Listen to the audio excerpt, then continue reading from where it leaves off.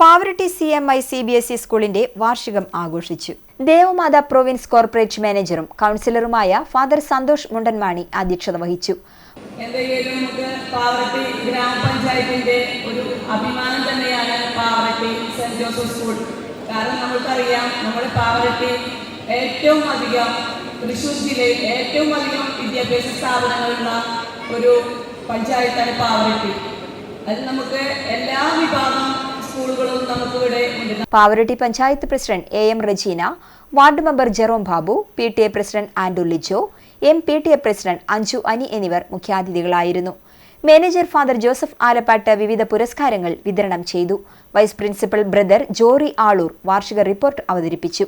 Principal MC Joseph, MR Hrithika, AR Devarsh എന്നിവർ സംസാരിച്ചു. പൊതുപരീക്ഷയിൽ ഉന്നത വിജയം കരസ്ഥമാക്കിയ വിദ്യാർത്ഥികളെയും വിവിധ ഇനങ്ങളിൽ അഭിമാന നേട്ടം സമ്മാനിച്ച വിദ്യാർത്ഥികളെയും ചടങ്ങിൽ അനുമോദിച്ചു. വിവിധ കലാപരിപാടികളും അരങ്ങേറി.